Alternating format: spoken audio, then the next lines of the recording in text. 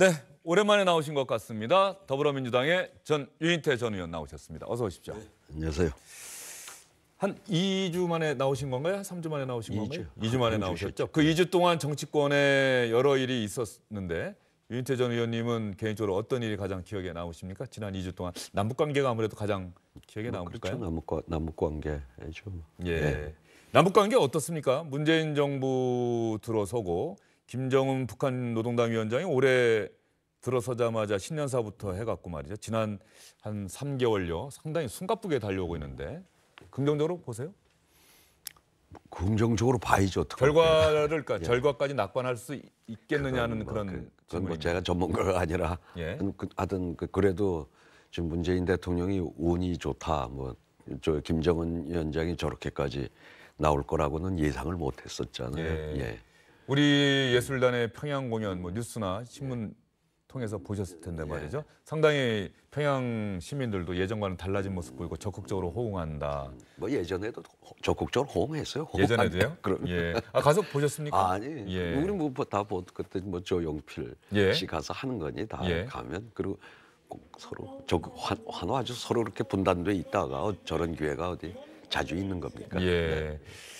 유인태 의원님 나오셨으니까 정치권 현안에 대해서 좀 여쭙도록 하겠습니다.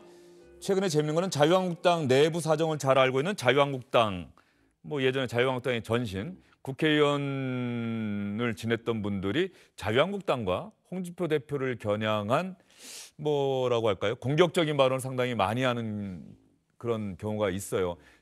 정두원 전 의원이 그렇고 전혜옥 전 의원이 그런데 전혜옥 전 의원이 최근에 방송에서 자유한국당의 광역자치단체장 후보 공천 방침과 관련해서 김문수, 김태호, 이인재, 자유한국당의 계륵 리스트다. 닭갈비뼈를 유권자들에게 예정 생각해서 드십사 강요하고 있다. 계륵, 닭갈비를 얘기하는 건데 말이죠. 뭐 닭갈비 좋아하시는 분들도 있는데 전혜옥 전 의원이 저렇게 공격적으로 상당히 저거는 직설적인 비판 아니겠습니까? 그러네요. 예. 저 여기서 처음 보네요. 아, 그러세요? 예. 그러면 자유한국당 당직자가 전혜옥 전 의원을 향해서 했던 이야기까지 여러분께 보여드리겠습니다. 홍문표 사무총장이 전혜옥 계륵 발언 수준이 너무 얕다. 방송 패널도 국가 자격증이 필요한 것 아니냐. 이렇게 또 전혜옥 전 의원을 강하게 비판했습니다. 자유한국당 내부 사정을 좀 보여주는 그런 하나의 사례가 될 수 있을까요? 어떻게 보십니까? 전혜옥 의원이요. 지금 자유한국당 내라고 볼 수는 없잖아요. 예전 전신 박근혜 전 대통령을 도왔던 한때. 한때 그랬죠. 예. 근데 요새 뭐 옛날에 원래 상당히 독서를 많이 퍼붓던 분인데 요새 굉장히 점잖으셨던데 방송에 이렇게 나와서 예. 이번에 모처럼 그 옛날 실력이 나왔네요. 그 독설 실력이. 예. 이왕 말 나온 김에 말이죠.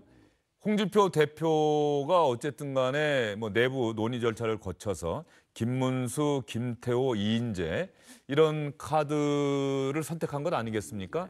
모레 이제 최종적으로 확정이 된다라고 하는데 그 카드의 성공 가능성에 대해서는 유인태 의원께서는 어떻게 보십니까? 우선 뭐 김문수 지사를 전 지사를 지금 서울시장 후보로 한다고 그러는데 그럼 처음부터 하지.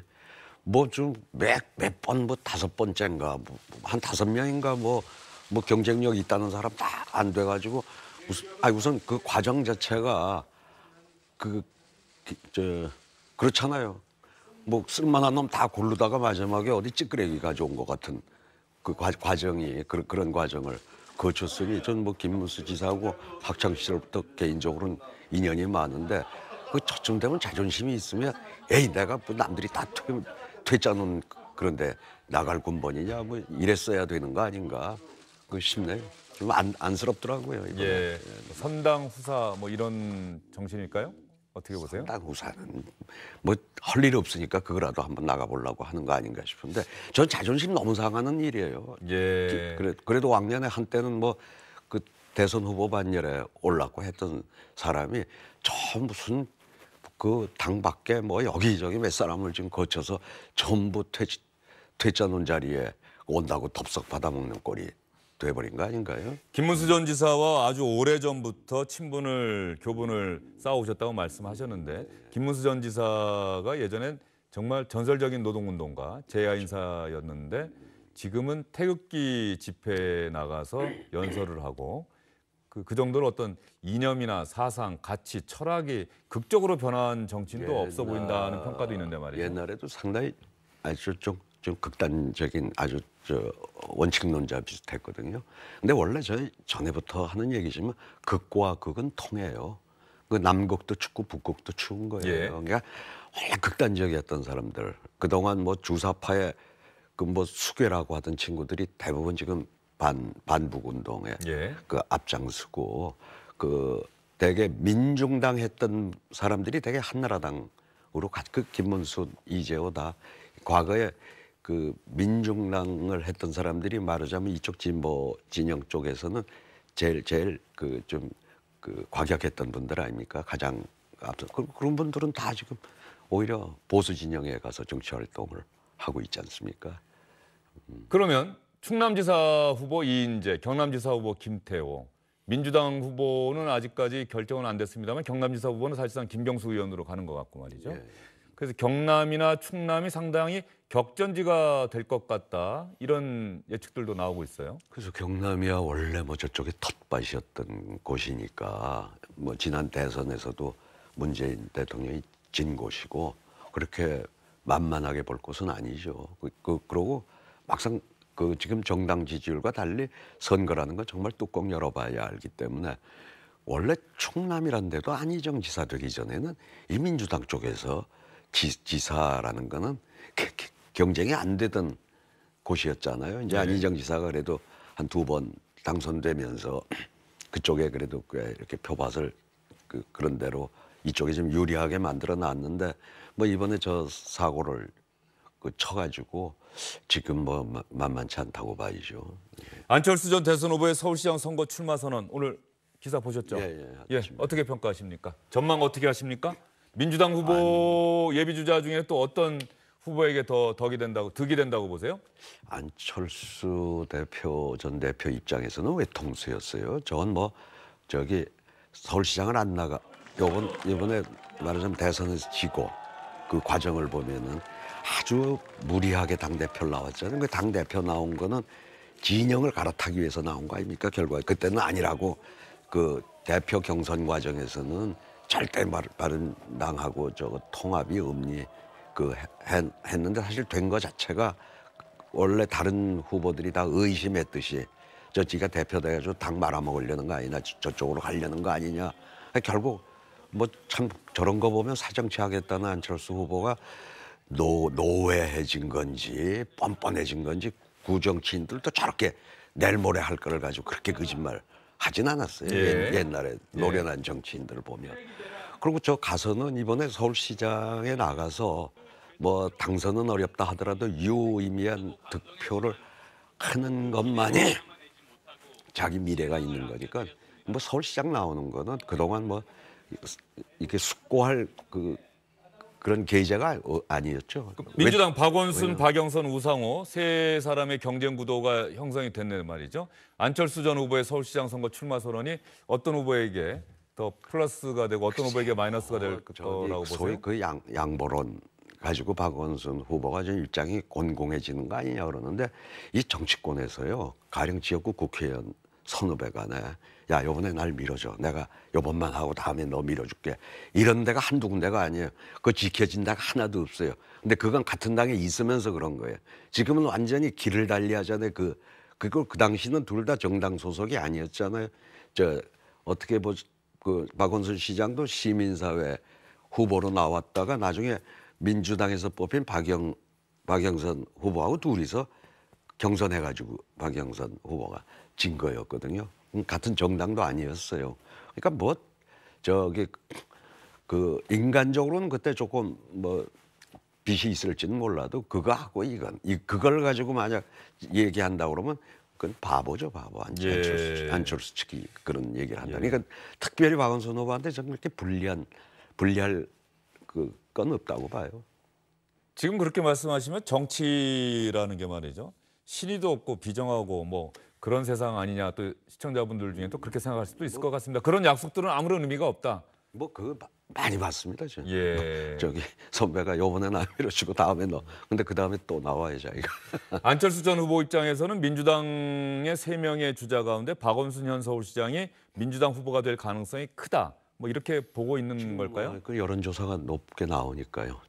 요새 최근에 한 건 모르는데 그 전까지 한 걸로는 박원순 후보가 좀 많이 앞서잖아요, 현 시장이. 민주당에서 결선 투표제 도입하기로 결정한 것 서울시장 후보 경선 구도에 영향 미칠까요? 최근 여론조사가 없어가지고 예. 모르겠는데 2위 후보가 1위 후보하고 박 시장하고 그 조금 근접 많이 따라갔으면은 저 결선이 굉장히 흥미가 있을 거고 아주 차이가 많이 벌어지면 결선 투표라는 게 그렇게 큰 파괴력은 없다고 봅니다. 예. 일단 유인태 의원께서도 박원순 시장이 유리한 구도다 현재로서는 그렇게 보고 계시는 거겠네요. 아무 여론조사가 앞서니까요. 예. 그 여론조사 이야기는 이제 선거 국면이 되면 좀 조심해서 말씀하셔야 됩니다. 예. 다른 후보들이 또 박영선 우상호 의원도 다 친하실 거 아니에요. 그럼요. 예. 아니 그러니까 요새는 한게 없고 예. 얼마 전까지 그랬잖아요, 발표된 게. 예, 예. 알겠습니다. 그러면 유인태 의원님 모처럼 나오셨으니까 임종석 대통령 비서실장이 오늘 아침에 기자실에 갑자기 나타났어요. 청와대 기자실에 나타나서 한마디 한 게 있는데 무슨 얘기하나 기자들이 궁금했는데 국민투표법 빨리 개정을 해야 된다 이런 이야기를 했습니다. 임종석 비서실장 이야기 한번 들려주실까요? 국민투표법은 2014년 7월 헌법재판소가 헌법 불합치 결정을 내림으로써 위헌 상태에 놓여 있습니다.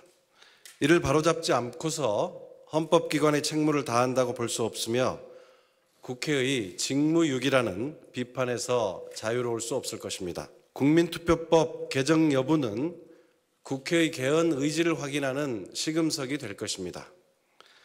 이번 4월 임시국회에서 조속한 국민투표법 개정으로 국민의 권리를 회복시키고 개헌의 진정성과 의지를 보여주시기를 간곡히 부탁드립니다.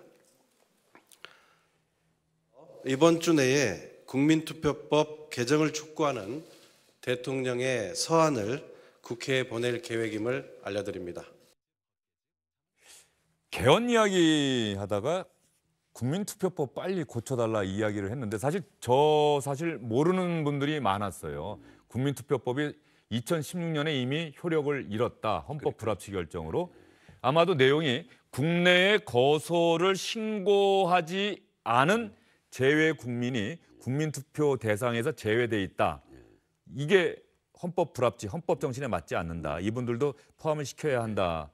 국회가 이렇게 헌법재판소가 위헌 결정 내리고 헌법 불합치 결정 내렸는데 이렇게 빨리빨리 안 고칩니까, 법을? 원래 국회가 이렇게 그 숙제를 제 날짜에 하는 법이 잘 없어요. 한참 미뤘다가 하고 그러니까 저거는 뭐 그냥 지당한 얘기인데 예. 다만 물론 민주당 쪽에서 이건 우선 하자고 여러 번 재촉을 했는데 지금 자유한국당 쪽에서 혹시 국민투표법을 당연히 이미 2015년까지 저걸 했어야 될 지난 19대 국회에서 해야 될 걸 그 안 했는데 지금 이걸 응해주면은 뭐 6월 그 지방선거에 동시투표하자는 거에 자기들이 뭐 협상해서 조금 불리한 여건을 만드는 게 아닌가 해가지고 미뤘는데 그거하고는 별개니까요. 근데 뭐 그러니까 그 국민투표비 위헌 상태로 있는데도 안 하니까 하고 대통령이 서한을 보낸다고 하는데 그냥 저기 당을 통해서 그거 어떻게든지 빨리 하라고 하는 게 낫지 또 저렇게까지 소위 청와대가 국회를 압박하는 모습은 전 뭐 그렇게 아름다워 보이진 않아요. 국회를 압박하는 모양새다. 어쨌든 그런 모양새로 좀 유인태 의원께서 당연한 얘기고 당연한 얘기긴 하지만 실장이 나오고 뭐 대통령 서한을 보낸다고 하는 게 지금 자유한국당 입장에서는 지금 기분이 안 좋을 거 아니겠어요. 그럼 자꾸 기분 나쁘게 할 필요 있나요, 청와대가? 예. 4월 국회 사실상 뭐 시작은 됐습니다만 제대로 열리지도 못하고 여야 원내대표 만나봤자 아무런 합의 못하는데 야당은 지금 그 요구하고 있는 것 같아요. 방송법. 그 대선 전에 이미 민주당 문재인 당시 후보 측에서 약속했던 주장했던 내용 공영방송의 뭐 이사진 구성과 관련해서 빨리 그 약속대로 방송법도 고치자 이렇게 아마 고리를 걸고 있는 것 같은데 말이죠. 고리를 걸 게 있지. 원래 고리를 많이 걸어요. 근데 이거 하려고 그러면 이거 좀 해줘 하고 예. 보는데 이 개헌 문제하고 그 지금 그 법안 가지고 거는 거는 그건 참 잘못된 야당의 그 잘못된 태도라고 봅니다. 개헌이라는 게 얼마나 그리고 이건 이 시기를 놓치면 영 놓칠 수도 있는 건데 이 개헌은 개헌대로 가고 여기다가 고리를 거는 거는 그건 참 잘못된 태도라고 봐요. 민주당과 청와대 입장에서 보면은 자유한국당을 압박만 해서는 자유한국당을 설득하는 데 실패할 수도 있잖아요. 개헌 문제와 관련해서. 정세균 국회의장 어제 우연히 만나서 한번 이야기를 들어봤는데 어쨌든 간에 지금 시점에서 개헌 시기에 대한 이야기는 안 하는 게 더 나을 것 같다. 다만 5월 초나 5월 24일까지인가요? 그때까지 개헌안 내용에 대한 합의를 이뤄두는 게 대단히 중요하다. 이런 얘기를 하던데 말이죠. 그렇지 않으면 아주 개헌이 물 건너갈 수도 있습니다. 참 좋은 기회예요. 지금 현직 대통령이 취임한 지 얼마 안 돼서 어쨌든 개헌을 저래 하겠다고 그러면 이 좋은 기회를 그 야당이 잘 그 활용을 할 생각을 해야지. 저거 가지고 뭐 마치 저쪽이 지금 현 정부가 개헌에 아쉬울 게 뭐가 있어요. 저 개헌이 발효되는 거는 전부 대통령 임기 이후의 일인데 지금 문재인 대통령 아무 관계가 없는 개헌인데 그렇지 않습니까? 그럼 자기들이 진짜 이 개헌이 이 나라를 살리는 길이라고 생각하면 오히려 자기들이 더 적극적으로 이 기회를 살리려고 그래야 되는데 뭐 그거 개헌 논의하려고 하면 방송법으로 해달라는 그런 바보 같은 그 짓이 어디 있어요. 예, 유인태 의원님 말씀에 많은 분들이 동의하실 것 같습니다. 개헌이 나라를 살리는 개헌이 돼야 한다.